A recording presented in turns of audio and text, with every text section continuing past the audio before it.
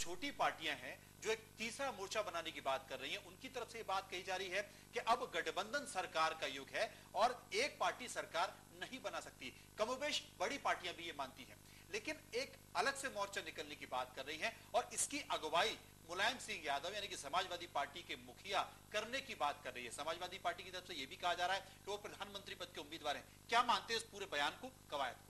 नहीं, देखिए, इसमें दो चीजें स्पष्ट हैं कि जब चुनाव नजदीक आएगी तो तरह तरह की संभावनाओं पे राजनीतिक दल काम करेंगे और 2014 डीएमके के सरकार से समर्थन वापस लेने के बाद एक वो सेकंड स्टेप है। उससे पहले नीतीश जी की रैली की चर्चा अगर आप दिल्ली में करें तो नीतीश जी ने भी रामलीला मैदान से एक कॉल दिया कि आप ग्रोथ का पैटर्न किस तरह का चाहते हैं, इंक्लूसिव, सबको साथ लेकर के, या गुजरात मॉडल का ग्रोथ चाहते हैं एक्सक्लूसिव।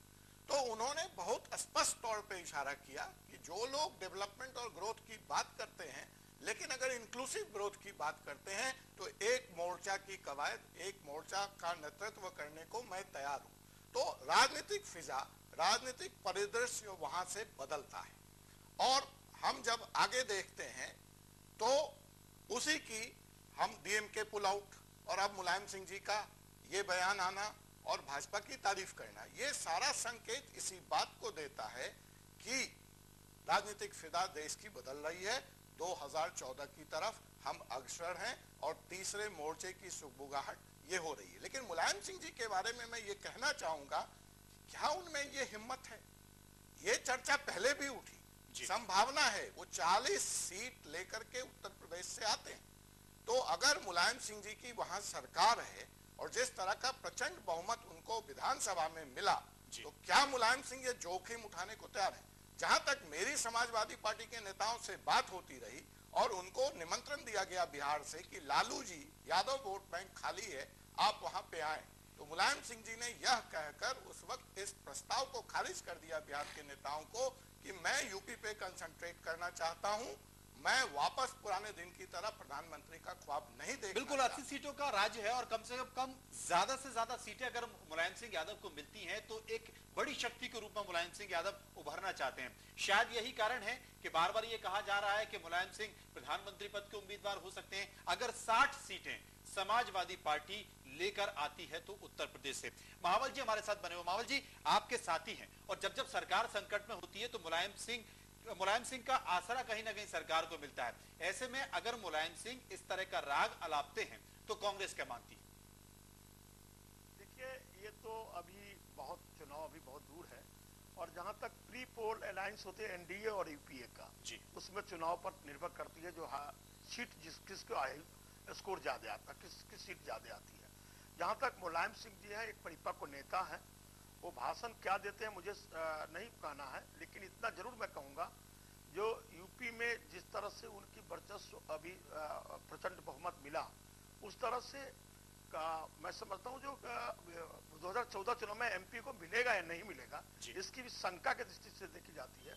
लेकिन मैं समझता हूं 2014 में कांग्रेस पार्टी की सरकार बनने की थर्ड फ्रंट की कोई गुंजाइश नहीं है, क्योंकि पब्लिक ने देखा है। जो आप बीपी सिंह को ले लीजिए, उससे पहले सरकार बनी थी, उनको लीजिए, चाहे देवगौड़ा साहब का सरकार लीजिए, चाहे गुजराल साहब का सरकार लीजिए, तो थर्ड फ्रंट की सरकार चलती नहीं है, बल्कि बनने से पहले बिखर जाती है। इसलिए थर्ड फ्रंट की चर्चा अभी करना बेईमानी होगी, अभी गुंजाइश नजर नहीं आती। जी, संबित जी हमारे साथ बने हुए। संबित जी, इस तरह की बयानबाजी होती है क्योंकि संभावना, राजनीति कहीं ना कहीं संभावनाओं पर टिकी होती है, और अगर इस तरह की बयानबाजी होती है तो आप किस रूप में देखते हैं, बीजेपी किस रूप में देखती है? देखिए मनोज जी, सबसे महत्वपूर्ण विषय है कि कब कब थर्ड फ्रंट और फोर्थ फ्रंट की बातें होती हैं। आप ध्यान दीजिएगा इतिहास में, राजनीतिक इतिहास में, तो पाइएगा कि तभी बातें होती है जब किसी प्रकार का पॉलिटिकल इंस्टेबिलिटी जो है देश को जकड़ता है। जब भी इंस्टेबिलिटी होता है, अस्थायित्व होता है, तो थर्ड फ्रंट उभरने लगता है, उसकी सुगबुगाहट जो है हवा में, फिजा में बात चर्चाएं चलने लगती है। तो अभी भी फिलहाल देश में जो परिस्थिति है, कांग्रेस में एक इंस्टेबिलिटी है। टीएमसी के जाने के बाद, दीदी के जाने के बाद, और अब हाल फिलहाल में डीएमके के पश्चात एक ऐसा माहौल बना है कि हर किसी को लग रहा है कि बस आज ये सरकार गई तो कल गई। तो इसमें, इस पूरे परिप्रेक्ष्य में स्वाभाविक है कि बाकी जो भी विकल्प हैं वो सभी दृश्य में हमारे सामने आ रही हैं। लेकिन एक सबसे बड़ी बात है कि सरकार जाने की स्थिति होती है तो समाजवादी पार्टी भी सरकार के साथ खड़ी होती है, और वही समाजवादी पार्टी एक तीसरा मोर्चा बनाने की बात करती है। देखिए, इसमें उसी बिंदु में मैं आ रहा था। एक तो आज डिस्कशन इसलिए हो रहा है क्योंकि इंस्टेबिलिटी है, ये मानना पड़ेगा। दूसरा विषय है, जितने भी अलाई सरकार के साथ, जितने भी सहयोगी सरकार यूपीए के जहाज में थे, वो अब एक्सक्यूज ढूंढ रहे हैं, कि बहाना ढूंढ रहे हैं, किस बहाने को लाइफ जैकेट बना के वो जो है समुद्र में कूदे और यूपीए के डूबते हुए जहाज को छोड़े। इसलिए आप देख रहे हैं किस प्रकार मुलायम जी भी और उनके भाई भी जो है वो किस प्रकार एनडीए की सरकार का जो है प्रेज भी कर रहे हैं कि एनडीए का सरकार बिल्कुल ठीक था, यूपीए जो है अब बिल्कुल करप्ट सरकार है। यानी कि भविष्य की संभावना को तराशने की कोशिश की जा रही है। जेडीयू प्रवक्ता राजीव रंजन साहब हमारे साथ मौजूद हैं। राजीव जी, आपसे जानना चाहते हैं, समाजवादी पार्टी वैसे तो ये कहती है कि सभी धर्मनिरपेक्ष पार्टियों को एकजुट हो जाना चाहिए, वही वो एनडीए की तारीफ भी करती है, किस रूप में लेते हैं? देखिए, समाजवादी पार्टी इसमें बेहतर रोशनी डाल पाएगी, लेकिन जो परिस्थितियां हैं इसमें कहीं दो राय नहीं है कि जब भी हम तीसरे मोर्चे की बात करते हैं तो जो अब तक सरकारें बनी हैं उनके अस्थायित्व को लेकर के सवाल उठे हैं जी। तो एक बड़ा सवाल अभी यहाँ ये है कि जो एनडीए की हैसियत है देश में, यूपीए की का एक राष्ट्रीय स्तर पर जो एक व्यापक जो उनकी भागीदारी है, और तीसरी अगर किसी मोर्चे की चर्चा कर पाते हैं तो वो कहीं ना कहीं वाम मोर्चा आज भी है, उसके इर्द गिर्द कुछ पोलराइजेशन हो सकता है पॉलिटिकल फोर्सेस का।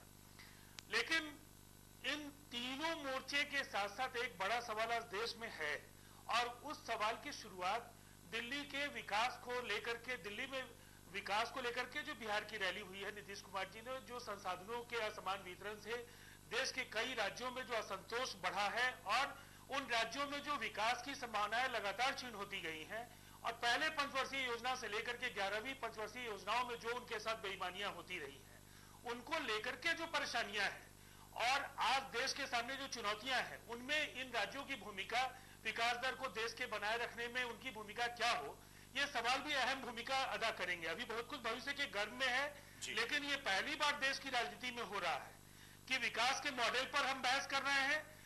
विकास कैसा हो, विकास सभी तबकों का हो, सभी जिलों का हो, सब तक विकास पहुंचे। और ये एक बड़ी चुनौती इसलिए भी है कि आज जो वैश्वीकरण का जो असर है और जिस तरह से मंदी को लेकर के जो भय है हमारे अंदर, उसमें विकास दर को बनाए रखना राष्ट्र के समक्ष एक चुनौती है।